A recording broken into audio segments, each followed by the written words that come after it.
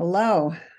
Today we are going to learn about the mitzvah that we're doing at this time, which is sefirot Haomer, counting the Omer.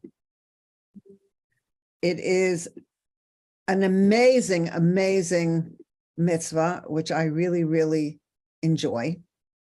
And let's talk about it. So here we are. Sefirot Haomer. Sefirot means counting, but it also means sefirot. We'll talk about that some more. We are now in the 50-day annual period of counting the Omer. And this is the transition period between leaving Egypt and receiving the Torah. So we begin counting at nightfall on the evening after the first day of Passover, from the 16th of Nisan, of the month of Nisan, and we count each day and week until we conclude counting the Omer on the 49th day, which is the evening of Shavuot. So we begin the night after this first Seder, and we come up to, but don't count, Shavuot, which is the next holiday. So this is the entire space between after the Seder until Shavuot. Now, agriculturally, this period is the time of the barley harvest. And people bring in their first fruits to the temple in Jerusalem. And on the 50th day, we bring the first wheat offering to the temple. Now, barley is considered to be food for animals. And so we work during this time on our own animal soul, on purifying and refining our animal souls during the 49th period. Now, the animal soul is the part of us that wants survival. In other words, why are we here? It wants survival. The animal soul will say, I'm hungry, I'm thirsty, I'm tired, I need to get this, I need to do this. But what we want is for the animal soul to be refined and purified so that the animal soul also wants to serve God, which means that we want to get to the place that what we want is something that we want for our service of God. So we're working on purifying this for a 7-week period of 49 days. And every evening during that time, in the temple, people used to bring a sheaf of barley, and it was tied together, and they would wave it as an offering. Now, wheat is considered to be a food for humans. So we arrive at a completely different spiritual level on the 50th day when we offer the new wheat offering at the Holy Temple.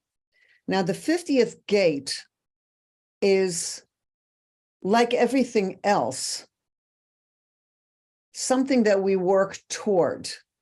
When we work toward each day of purifying ourselves, we go to higher and higher levels of who we are. But when we come to the 50th gate, of which there are also levels, this is higher than we are generally able to get to. The counting of that brings us to Shavuot is bringing us to face-to-face connection with God. Obviously, this is levels and levels and levels. Even Moshe did not get to the 50th level so easily. So we have to know that we are aiming for that. But what we're aiming for is purifying ourselves so that we can be able to meet God on levels that are above what we would expect, way above. But that's where we're heading for. Now, on the 50th day, we come into the festival of Shavuot, ready again as we did in that first year after coming out of Egypt, to face God at Mount Sinai and receive the Torah, beginning with the 10 Commandments. Now, during this time, according to Kabbalah and Chassidut, the inner dimension of the Torah these 49 days are a time to work on our character traits. So that's what we're in the process of right now, working on our character traits. And we're going to talk today about how we do that, what each trait is, and to some extent, how we work on it. Now on Shavuot, we all want to meet God and receive the Torah anew, because the Torah is, God is always revealing more levels of Torah for us. And so it goes further and further and further. And so every year we receive new levels of Torah that we never learned before. But we need to renew ourselves to levels that we haven't been at before to become ready to receive the new Torah light. Now, the sefirot that we count are the emotional traits of the tree of the sefirot. If you look in the chat, you'll see a picture of it. And this sefirot are the way that God creates level after level after level after level. And this is called the tree of life, which God used as a means of creation. But the fact that we have this and we're able to, this is part of who we are and we're able to work with it, means that we can become, in working on our traits, more of who we really are. And we prepare ourselves to face God. So, can take another look at the, please put it again into the chat for someone who missed it. So each day that we count, so I want to say something, the word sefirot are creative levels which God makes, one after another, and God makes it from the top, right, left, center of intellectual traits, then goes, and that's not what we work on in this time. We work on the emotional traits, like as we said with the barley. Then we have right, left, center, and bottom. It's kind of like skiing, where we start at the top, bring it in, go to the right, move to the left, go to the center, again to the right, to the left, to the center, and then all the way through to the bottom of the slope. So every day that we count, which means mispar, is also related to sefirah. So every day that we count, we are expressing gratitude for every new day that we're given. Another meaning of this word coming from sefirah is sipur, story. And this is the story of our lives. So we're traveling through the story of our lives. And in each day and in each week, we're working on developing who we are so that we could go to a higher level of who we're meant to be. Another meaning of this word that's also related is sapir. Sapir means sapphire. And so what we're doing is shining up the sapphire of our qualities so that our qualities shine. And then through this, we become vessels of light and clarity. So we just said that every day is unique, and through each of the days we count, mispar, and we express gratitude and meaning for every single day. And we're going through the story of our lives as we develop through each of the sefirot, and then we shine up our qualities like a sapphire, sapir. Now, the way that we do this is that we count after nightfall on each evening, because in the Jewish calendar, we begin from nightfall until sunset the next day. That's a day. According to the Jewish calendar, we go from night through day, and then we begin again on the next night through day. That's what a day is for us. So we say a blessing when we're ready to count. Blessed are you, Lord our God, King of the universe, who has sanctified us with his commandments concerning the counting of the Omer. So you could look this up in your prayer book. For example, we say on the 16th of Nisan, today is one day of the Omer. And on the next, we say, today is 2 days of the Omer. At the end of the 7 days, the last one, we say today is 7 days, 1 week of the Omer. Then it becomes today is day 8, 1 week and 1 day of the Omer. Now, after we say this, after counting, we say, may the merciful one restore us to the service of the holy temple in its place speedily in our days. And then we say, Amen Selah. Now, if a person forgets to count with a blessing at night, we could do this until all night till sunrise. In other words, night means as long as it's dark. So if we didn't do it on time and we realize at 2 in the morning or 3 in the morning, I forgot to do it, we can still do it with a blessing. If a person forgets to count with a blessing and we wake up in the morning and we haven't counted at night, we can still count during the day without saying the blessings. But if we skip that one day, then the next evening, we again count with a blessing. So if we skip that one night and we count in the day, then we are, if we've been counting the whole time and saying blessings, then we can count again the next night saying the blessings.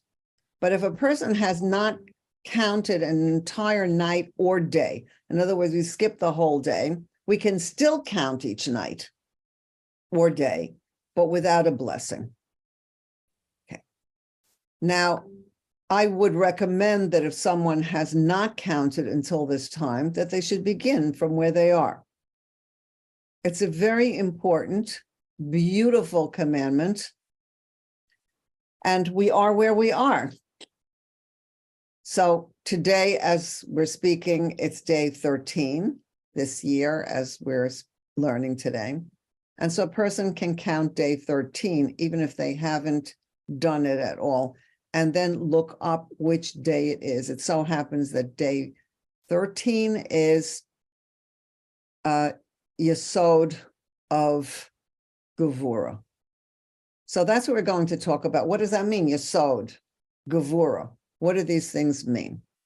Now, each week corresponds to one of the sefirot. And as we work through the power of that quality, we're working through it for a whole week. So this whole week, last week during Pesach, we worked on Chesed. Now we're working on Gevurah. So we're going to see, what do these mean? And each day represents a way in which a given sefirah contains aspects of the other sefirot. So we're going to speak about that. Now, through the first week, we go through inter-including different aspects into every quality and giving it a week-long ability to grow and mature. So that means that, for example, this week we're in the week of Gevurah, which we're going to talk about. What does that mean? Now, the whole week is about Gevurah. But on the first day that we count Gevurah, we'll talk about Chesed of Gevurah. The next day, Gevurah of Gevurah, then Tiferet of Gevurah. And we'll talk about that a little bit, what that means. But what we have to do first is talk about what is Chesed, what is Gevurah. Okay, so let's talk about Chesed first. Maybe you want to take a few notes on it. So Chesed is loving kindness and giving. What's interesting is that this is the first of the emotional sefirot. So the emotions begin with loving kindness. It's very important to know that, because it's a commandment in the Torah to love God, and it's also a commandment in the Torah to love your fellow. So what does this mean? Loving kindness and giving. Now, since we're created in God's image, we're following the example of God. God is good and God gives. And the world is built on loving kindness since God desires to give and therefore created the world. Now, what does this mean, Chesed? what is this love? And if you see that it's on the right side. So love is expansive. The quality of love is we live, we give without judgment. We love, we look for the good in the other person and we see it, and so we're givers. Now, since it's necessary to balance the tree of life, we need to be careful to give love the right way. But because it's on the right axis of the tree, it's not completely balanced. Now, I want to mention that there are a lot of associations with this tree, and Chesed is considered to be the right arm, the right arm. So that means that we give with the right arm. Don't worry about it if you're a lefty. I think if you're a lefty, your right is considered your left. But in any case, so it means that we give with the right arm. Now, because we're giving in such an expansive way, sometimes it means that love can be given in ways that are not appropriate. Where what a person could consider love without boundaries and love without judgments to anybody and everyone is not appropriate. So here is where what comes in is inter-inclusive. And that guides us to a way to have checks and balances. So we utilize each quality in ways that are truly good. So as we said, when we started in the week of Chesed, Chesed shebechesed, Gevurah shebechesed, Tiferet shebechesed. In other words, while we're working on that for the whole week on the quality of Chesed, we're shining different lights within that quality. We'll come back to that some more when we have some more information about what each sefirot means. We are now in the week of Gevurah. So just like we had Chesed on the right side, Gevurah is on the left side, paralleling it, like that. So Gevurah is on the left axis, and it is considered to be like the left arm. So Chesed is like the right arm, Gevurah is like the left arm.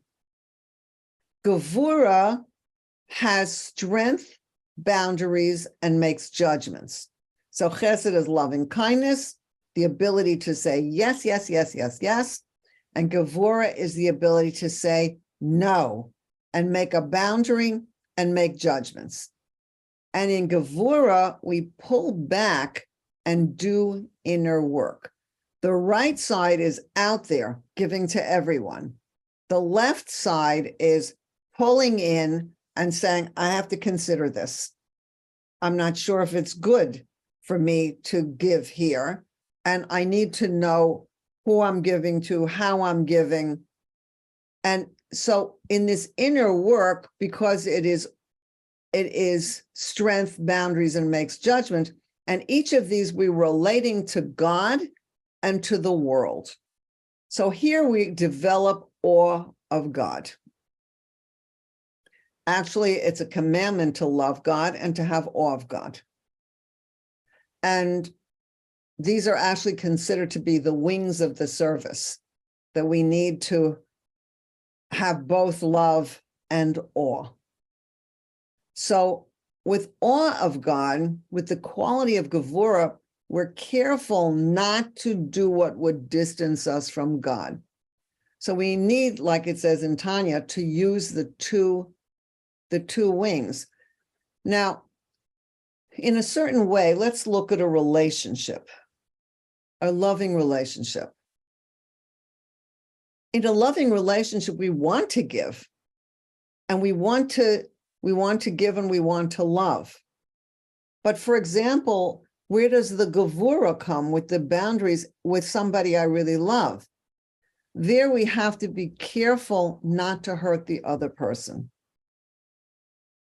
So where we might say, I love you, I'm so happy to be with you, which is completely true, and they're wearing something new, and here's where we have some inter-inclusion. What if I think it really looks terrible?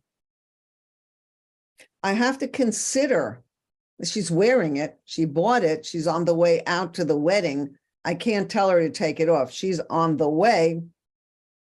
I could say, have a wonderful time. I could say nothing. Gevurah could be, don't say anything about that outfit. Or it could be, the color is really beautiful on her. I think the shape is really strange, but the color is really beautiful. So I could say, oh, that color is so beautiful on you. Have a wonderful time. In other words, not to say that dress is terrible. Depending again on the relationship, maybe at another time it's possible, again, in a loving way, to say, the color looks beautiful too. I'm not sure about that shape, and to have a conversation. But you have to know what, when, where, and how. That's what all this inter-inclusion is about.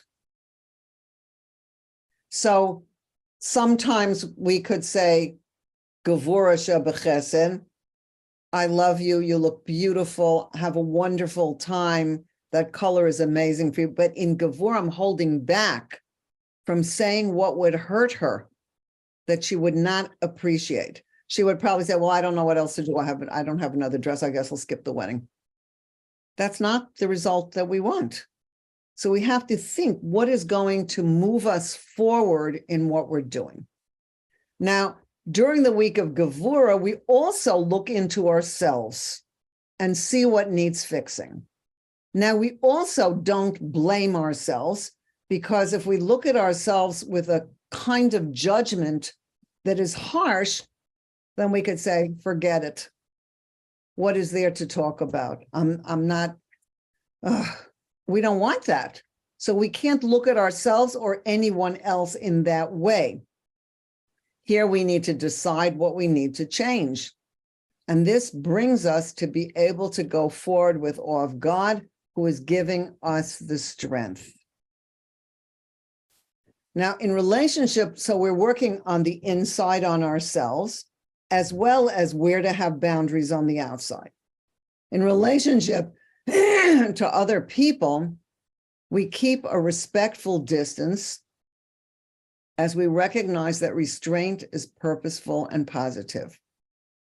So sometimes a person needs space, that even somebody that we have a wonderful, loving relationship with has to, we see they're in a place where they need to think and consider, and we need to leave them that space and hold back. And I say, well, why don't you want to go with me? What's the matter with you? You don't love me, you don't care about me. Not to do that, but to respect their space. Also, the person who gives space should not feel that they've been abandoned. Okay, so we're working with inter-including, so that when we pull back, sometimes we're giving them space, but not in a way that they feel abandoned, we don't love them. So we're working back and forth. The third quality, okay, so we said Chesed is on the right side, Gevurah is on the left side, and then there is a triangle piece. So it's right, left, center. Now there's always something very special about this center line of the tree, which makes it very balanced. So the center line takes the right and the left, and it's included and goes further in the third piece. The third piece in this case is called Tiferet. Now, Tiferet means beauty. So after Chesed, which is outgoing, giving, and loving on the right side of the tree, and Gevurah, which is inner strength and awe of God, which comes after Chesed. So we have both, the Chesed on the right side, giving love, and the Gevurah on the left side, which is being able to have boundaries. So we're able to have both. What happens is now we have both love and we have strength and awe. And then we have both, and we're being careful not to do what's wrong and how to give love right. Then we come to the third triangular point in the middle, and this is Tiferet. And this is like the chest. So you have the right arm, the left arm, and the chest, the torso. Now, Tiferet is beauty, harmony, and mercy. Tiferet is not black and white. Tiferet is so amazing. So often in the world, people feel like everything is yes or no, black and white. You want to go or you don't want to go. You want to say yes or you don't want to say yes. You like him or you don't like him. And that is a very limited way to live. We have this, but we have also this beauty, harmony, and mercy where it's not black and white anymore. Tiferet is actually the beauty of many colors. There are different words for beauty in Hebrew, but this word is a word that relates to the beauty of many colors. So, for example, if you have a bouquet of red roses, which is absolutely beautiful, but the word for it is not Tiferet.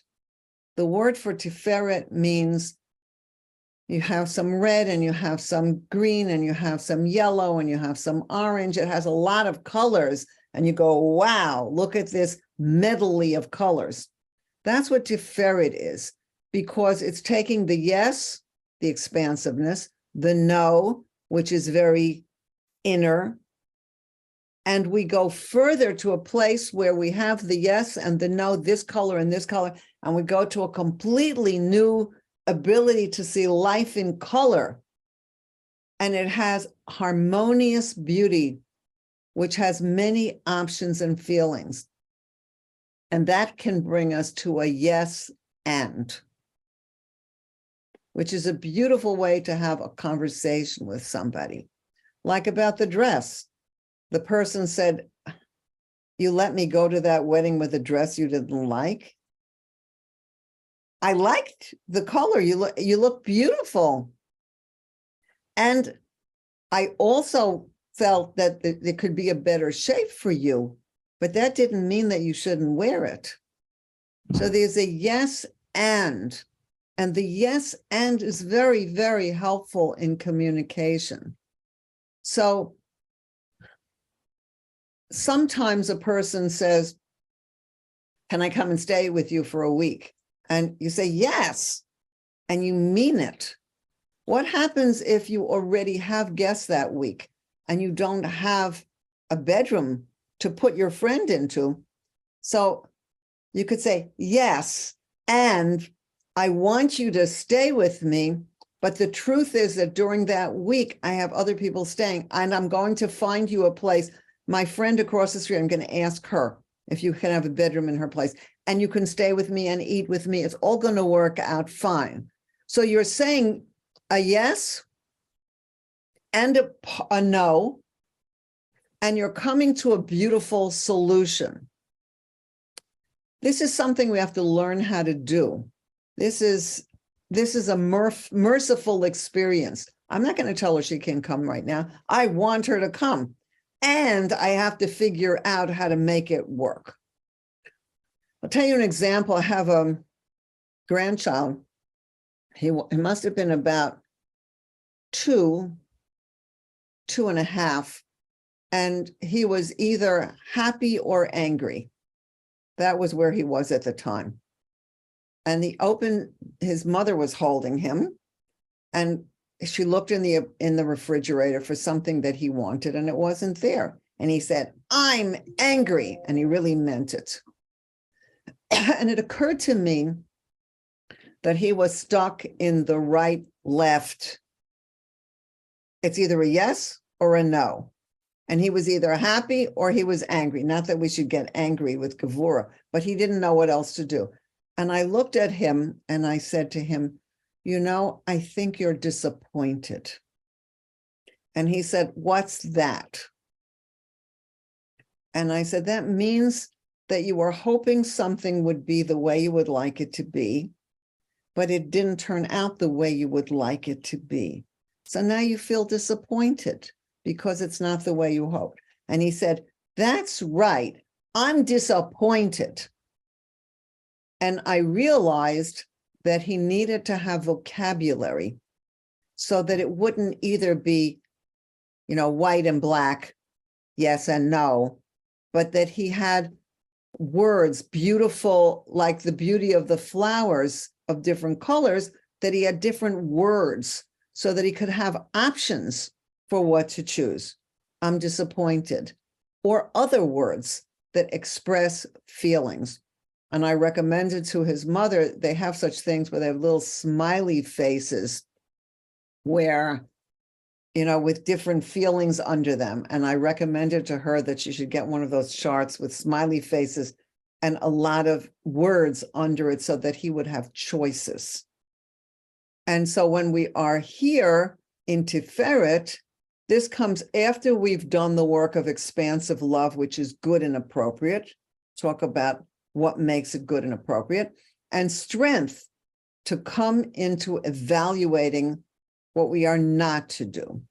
Now, Tiferet includes both right and left and moves harmoniously to include the best in what is above it. So here we have nuanced expressions with many feelings. We have expression and we have withholding, but in ways that come from our own identity and response to each moment. So it makes us more of who we are. Sometimes we want to say yes, but we don't know how to say yes. Or like in Chesed of Chesed, let's the example of the person who wants to come for a week. Chesed of Chesed, I love her. I want her to come. I have a place to put her. Yes, yes, yes, yes. Chesed of Chesed. Gevurah of Chesed is, I love her and I want her to come, but the guest room is full. I don't have a place to put her. So in Gevurah Shebechesed, a person might say, I really love you and I would like you to come, but I can't do it this week. Can we find another time that works?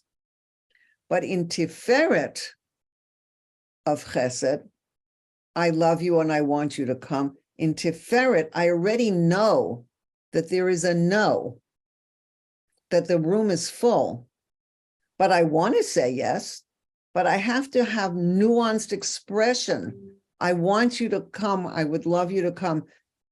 The guest room is full that week. How would you feel about it if I asked my neighbor across the street if you could stay in her guest room? And how would that be for you? I would love it. It works for me. So what we see is that I'm looking to be able to express myself from a deeper place, not just yes or no, and to be able to respond to each moment from a deeper place. And here we can have rachamim. Rachamim means mercy, to know what kind of love is appropriate and what is not. And here we experience a balance from knowing where to say yes or no. What's very interesting is that in that conversation about the friend coming, she might say, I don't really want to stay in somebody else's house. And you might say, with mercy, I don't know, because I said yes to this as a family that I said yes to, and I don't know if I can change it for them. But so here we're going back and forth in a colorful way. I would really love it if you would come. It would make me very happy. If this is just a technical problem. In other words, it's nuanced. I'm saying there's a technical problem. That doesn't mean that you shouldn't come. It's up to you, of course, but it would make me very happy. Remember, chest, heart. It would make me happy, Tiferet, if you do come. And they are coming for a reason, and they're not going to be here for meals at all. And you, I would spend a lot of time with you. You could be with me for meals. So it's going back and forward, taking the yes and no into a merciful, harmonious, beautiful way of handling it. Now, of course, she could say yes or no, that's up to her. But in hearing that I want to, and in hearing the beautiful, merciful responses, then what happens is I'm really able to handle the situation in the best way that I can, and I'm being myself, and she gets that. And that's the best I can do. Now, most situations actually require a mixture of generosity and restraint, or initiative where we go forward and restraint where we hold back. So this is normal that we have these, it's not always complete yes, it's not always complete no. And Tiferet is an ability to live with flexibility and subtlety, where I can say, this seems like the best thing to do.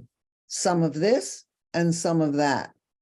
And then we come to this place where this is beautiful because it's not all yes or no.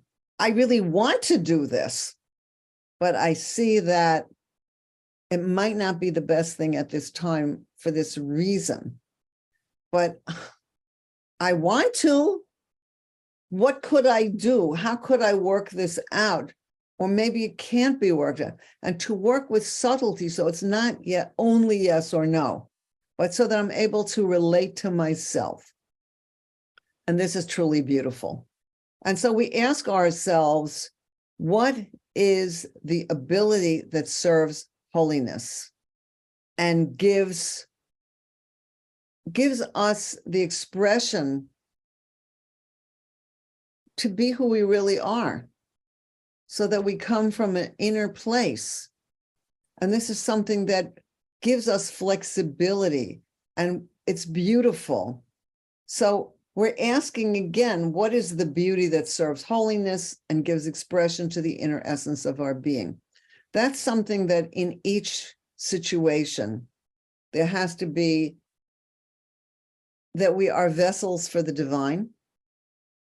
And what's going to let the divine come in? So if it's the wrong kind of chesed or love, then we have to bring out the Gevurah. But it should not generally be with harshness, the Gevurah, because we could say no, as long as we mean no when it needs to be a no. But we have to find our way of serving holiness. And by having Chesed, Gevurah, Tiferet, we're able to work flexibly with our emotions, bringing out subtlety, flexibility, beauty, where we're really merciful. We can also say, I love this person, but that's not the way to bring out love. But how can I really be loving in a way that's right for this other person that I hardly know her or him, and I might need to keep a boundary, but the boundary needs to be in the right way. So with Chesed, Gevurah, and Tiferet, we have all of this. Now, these are the three emotions. Now we're going to go to the next right, left, and center, which is the next triad. And they go with their Netzach and Hod, and then later we'll get to Yesod. Now, interestingly, what we had was that Chesed and Gevurah are opposites. Right hand and left hand are opposites. And right and left can be, I can pick up a cup with my right hand, I can drink. I can pick up my watch with my left hand and look at the time and drink. I have two completely separate things. So my right hand and my left hand can be used separately. Now, Netzach and Hod work together. It doesn't mean they're not individual. They are individual. Netzach is on the right side, and it's the right leg. Not the right arm, the right leg. Hod is on the left side, and it's the left leg. Now, unlike the right arm and left arm, which, as I just showed you, can work with separately, you can do one thing with the right arm, another thing with the left arm, at the same time, because they're opposites. Netzach and Hod are different. because legs usually work in tandem. That means that when we start, we don't go, God willing, we're all healthy. We don't go somewhere only with our right leg hopping there, but we step on the right leg, then we bring forth the left leg, then the right leg, then the left leg, and that's how we walk. So the right and the left, they're called working in tandem when it comes to Netzach and Hod. Now, I want to say that Chesed, Gevurah, and Tiferet are emotional. Netzach, Hod, and Yesod are behavioral. That means that, let's go back to the older example.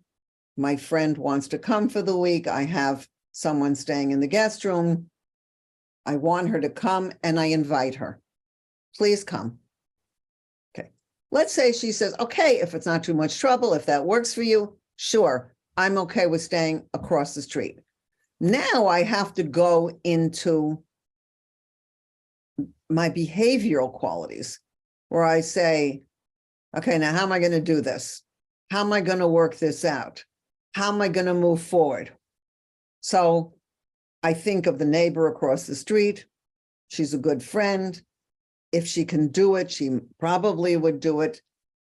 If she can't, what else could I figure out? So this whole situation means that I need to take my emotions and start to go forward from them.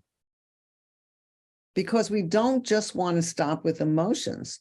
We have to figure out how to move forward into serving God, into doing our purpose in the world. So let's talk about Netzach, which is the right leg. Netzach comes from the word Netzachon, which means eternity and victory. And we generally step forward with our right leg. Now, just like Chesed was on top on the right, Netzach is under it. So we had Chesed, Gevurah, Tiferet, Netzach. So we start the right one. So Netzach is under Chesed. Remember, like Chesed goes forward, very loving, out there. Netzach is also forward going and out there. So we now feel our Chesed and Gevurah. We are able to feel love and giving, and we know we're Tiferet, mercy, but in this triad that's coming next, we begin to focus on our ultimate purpose and devote ourselves to our vision. So now I have a vision. I can have these people staying here for the week that they need to be here for another reason, not really to be with me, but I said yes, so I can take care of that. My friend who's coming, I need to figure out how that's going to work out. I need to have a vision of how I'm going to bring into reality what my emotions would like to accomplish.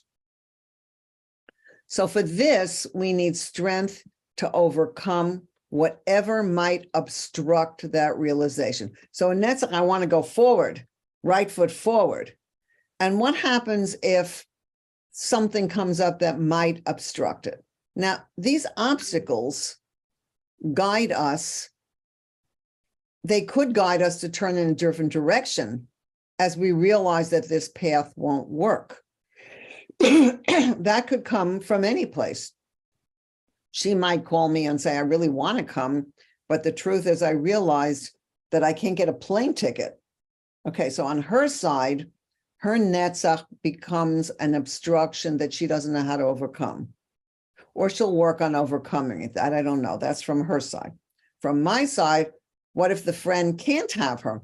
I have to figure out who else could have her. How else could I work this? So in Netzach, I have to see how to go forward.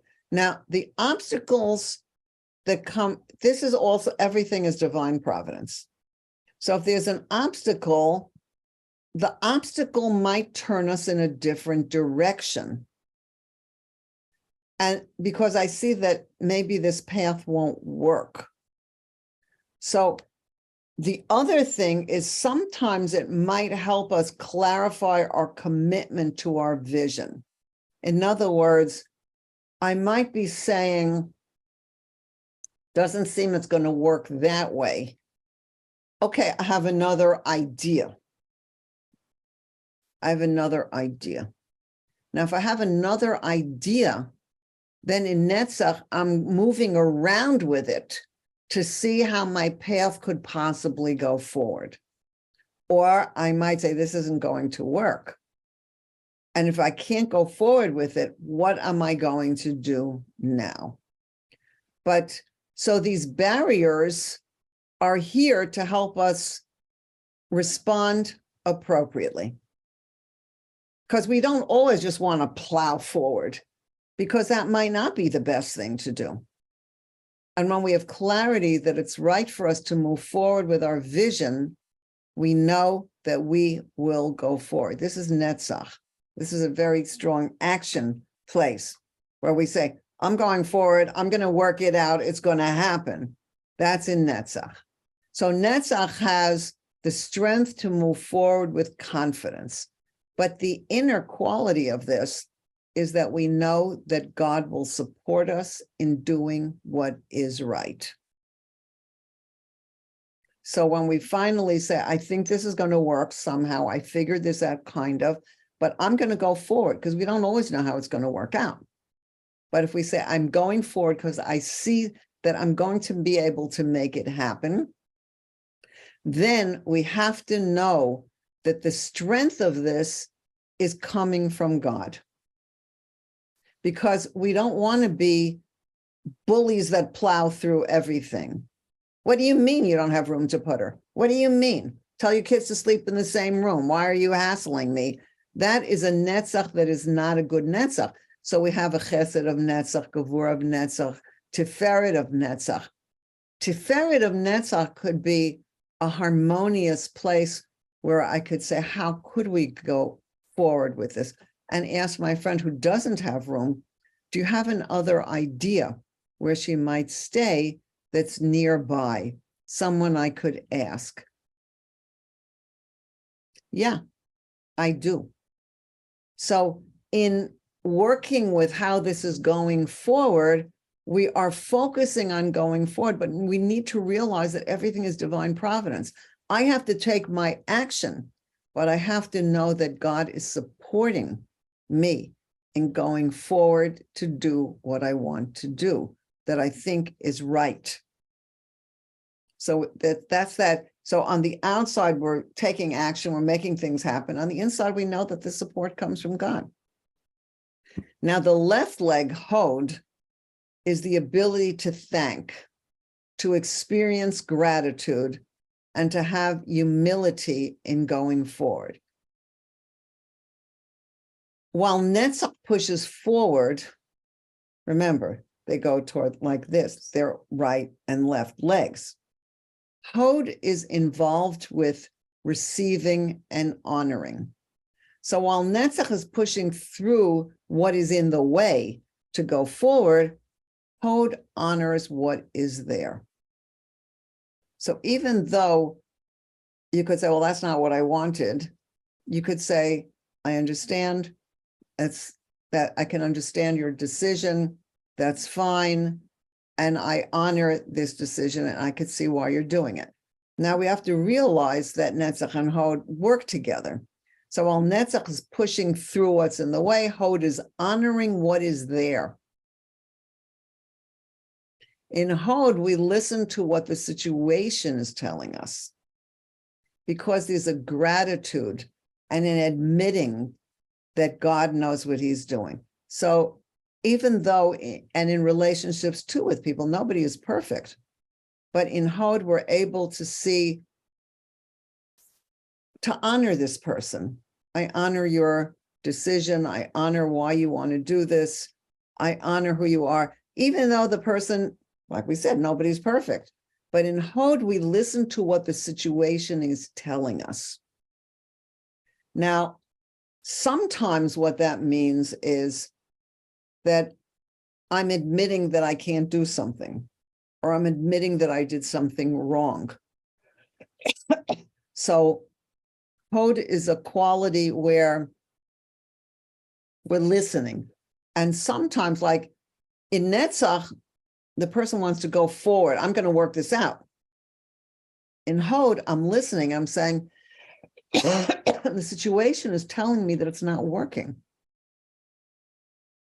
Something different needs to happen here. It could be a no, or it could be a yes, but I'm listening to what's happening. I'm feeling it out. And from this place, let's see. Now, while Netzach is represented by a person who's working with Hod, when you're looking at it like that, like these two are two people talking to each other, then Netzach is speaking and saying what seems right to him, while Hod is representing the listener who respectfully pays attention. So Netzach saying, I really want to do this. This is really important to me. Hod is listening, respectfully paying attention. Now then, Hod can humbly express its own appropriate response, could be by giving affirmation. That's a great idea. Or with the ability not to agree. I don't know why you think this is a wonderful idea. Could you tell me more about it? In a simple but clear way. So sometimes Hod is a really good friend. The person who is in Netzach says, I'm going to change my entire, whatever they decide to change, everything. I'm changing everything. That's Netzach. And Hod is listening and understanding and thinking, well, that's a good idea to make that plan, but to change everything, you can't change everything all at once. So Hod might say, where do you think it would be a good idea to begin? And Netzach says, I have to change everything. And Hod says, this is really good that you would like to make changes, but how do you think it would be a good idea to begin those changes? You can't change everything at once. And then it's possible that Netzach will say, I guess you're right. It is an obstacle that I have to change everything at the same time. And I guess that's a self-created obstacle. So how can I do this? And there Netzach and Hod are working together. So here we decide, and also Hod sometimes waits with openness to see how the situation will reveal itself. So sometimes in Hod, in gratitude, you say, not sure how to work this out. People have this a lot with raising children. Do the best you can. You say what you say. They get it or they don't get it. But in Hod, we have an openness. Let's see how it's going to work out. Let's see how it's going to reveal itself. Does this person hear it? I don't know. Let's see. So here we decide in Hod where to continue to receive or where not to move forward. Now here with both of them, where to experience what brings true gratitude, knowing that our simplicity will be a good way to continue. So Hod remains simple. But in a relationship, like in walking, where we walk in tandem, the right leg and then the left leg moves forward. In communication, one person expresses strength in Netzach, but the other person can then take the Netzach role, becoming the speaker while the other person becomes the listener.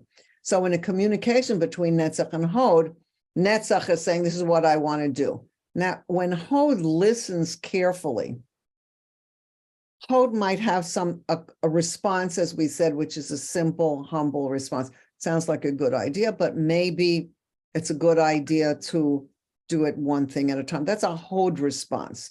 But sometimes what happens is that the people switch, that the Netzach person says, I have to make all these changes. The Hod person says, where do you want to begin? And the Netzach said, no, I really have to change the whole thing. Now, sometimes what happens is that the listener, the Hod listener, takes the Netzach role and says, let me give you some thoughts about this that I have. And they say, I think it's a good idea to do this and this, but how are you really going to accomplish it? You know what I think? Let's make a list of 5 things you want to accomplish. And I would like to suggest that, so now this person's going forward like with Netzach. If we have a list, then we could see which things need to come first, second, third, fourth, fifth. Then the other person in the Hod position, they were Netzach, now they moved to Hod. Okay, maybe that's a good idea. Okay, let me think about 5 things. Now they are the receiver. So it's not like in a relationship that one person is always the powerful Netzach person and the other person is like the, let's see kind of person. In myself, I have to have my own Netzach and my own Hod. So in myself, I say, I want to change some things. Okay, day 1, I'm changing everything. I need to change it. Well, just a second. Chesed sheba chesed. Go forward. You can do this. Gevurah sheba Hod. Okay, I got to make this happen. I got to be tough. Just a second. Let's do a little inner work on Gevurah sheba Hod. Because remember, Gevurah is an inner work. Can I really do this completely the way I want to? Tiferet sheba Netzach. Tiferet sheba Netzach. Just a second. It's kind of yes, and I believe I can do it, but I can't do it all at once. I myself have to say to myself, Tiferet. Okay, so where do you want to begin? You can do all these things. I believe I can do all these things, but where can I begin? And so now Netzach starts to see the obstacles. And Tiferet says, I think you can decide which of the things are more important. And Netzach will say, okay, I'm going to start here. And Tiferet says, that's beautiful. Let's go with that. So we're talking about how to work things out within ourselves and within each other. Now, how do we begin our day?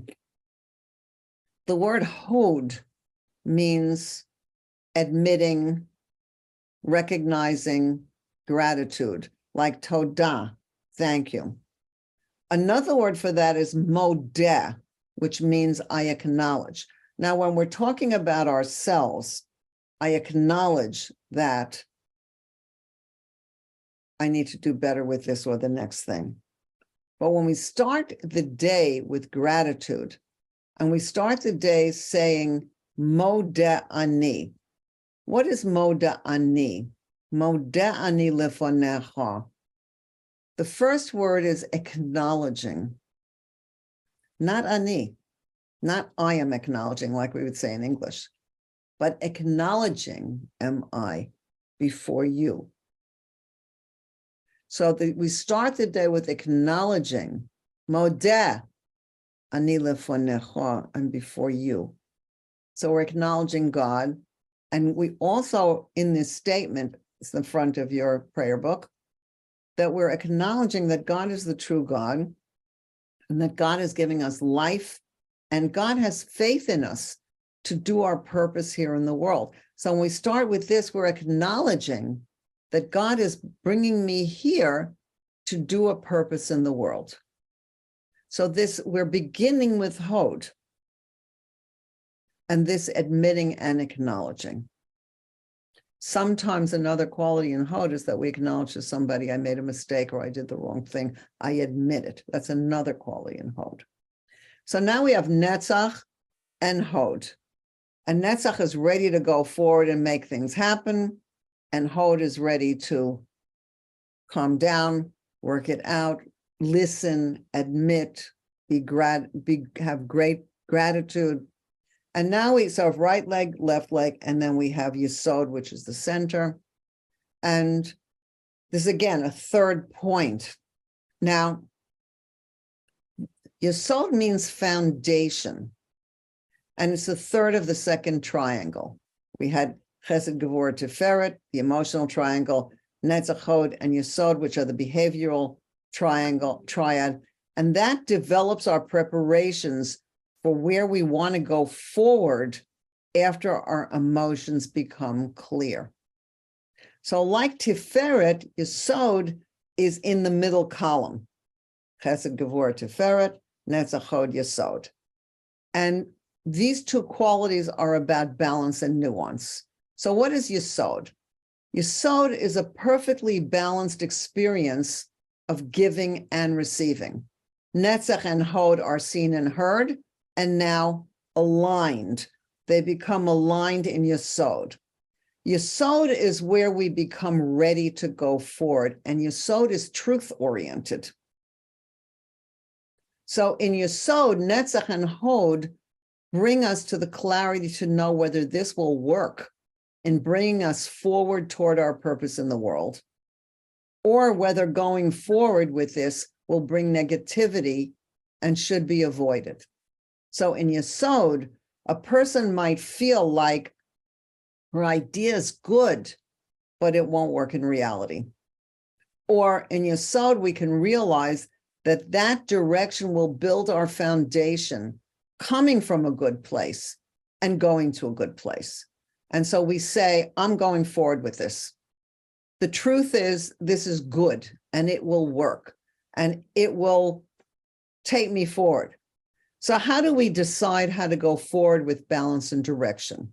And that could be in any area of our life, in relationship with a person or with food, money, health, work, any area in our life. We can say, will this work? Is this good for me? Is this something that I can make a healthy commitment to, and it's going to be worthwhile to take a step in that direction? That's Yesod. So the emotional now sees how to go forward in Tiferet, and the behavior now sees how to go forward in Yesod. There is a seventh step. We have Chesed, Gevurah, Tiferet, Netzach, Hod, Yesod, and under Yesod in the middle line is Malchut, which means kingship. And it's the seventh of the sefirot of emotions and being able to move forward in life. This is the last of the 7 weeks of counting the Omer. Now, Malchut is kingdom. What does kingdom mean? Each of us is a king in our own area. This is the area in which we take responsibility for something, in our own area where we rule, where we affect others, the area in where we reign. And it also can be where I have to take care of my purpose in the world. So here we might provide for someone else, care about someone else, inspire someone else. And we have to know which realms are within our own sovereignty. Sometimes someone else could manage the situation better and it's not ours to do.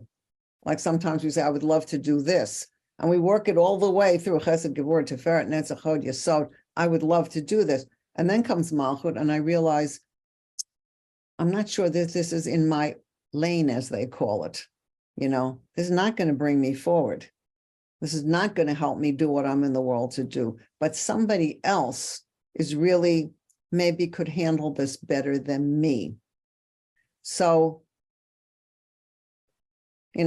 maybe I would love to pick up this person from the airport, and maybe that's the right thing to do. And it comes into where I will do this because this is in my area and I can. Sometimes I have to say, I can't do it today.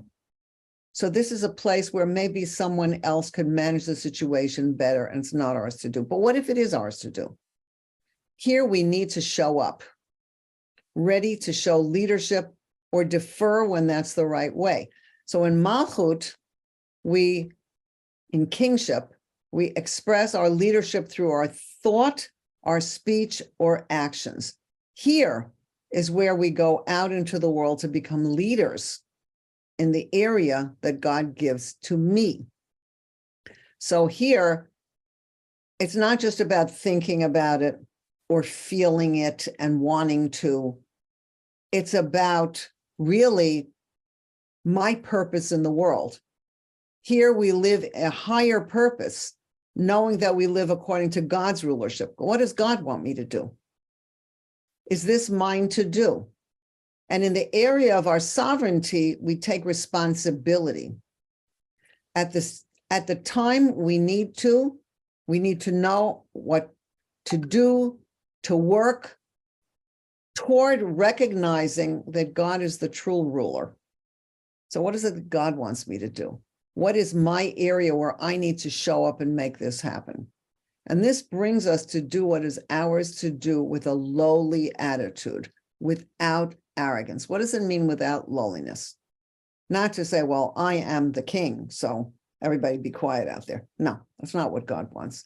If this is my area where I am in charge, I have to do it with a kind of humility, with a lowliness, where I feel it's not me that's making everything happen, even though I'm the one that's doing it.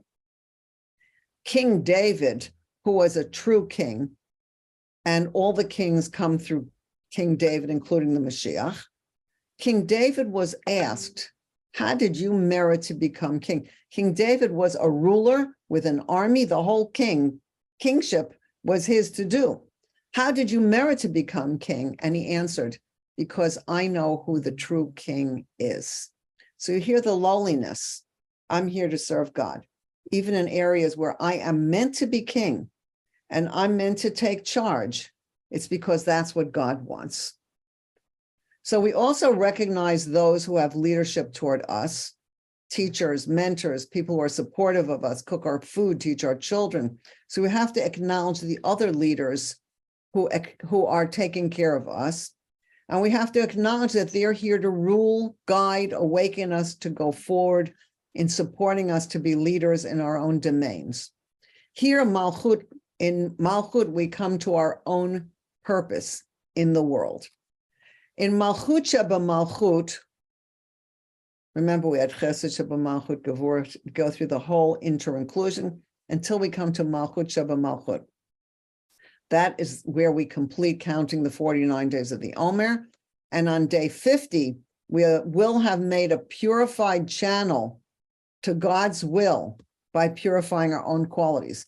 Here we become a conduit for the light of God and Torah as we become ready to infuse all of our relationships and all of the different areas of our lives with joy, purpose, and holiness. We began to count the Omer on the day after the first Seder.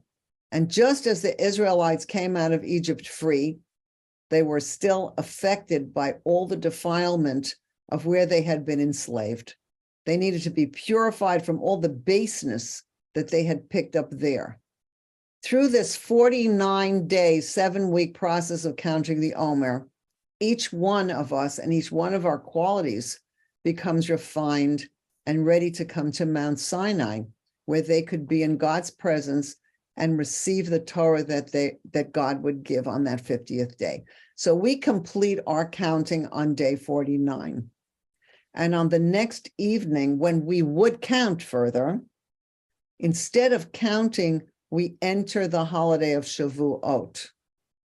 We go through the 50th gate, a high level of purity and connection with the one God who brought us out of Egypt and continues to bring us forward. And on that day, we celebrate that we are receiving the Torah anew. So may we go through our work each day, whether you work on it consciously, what does this mean, or you don't, counting is good, because in a very simple way, we realize that every day counts. So may we be blessed in doing our work and continue doing what we're here to do.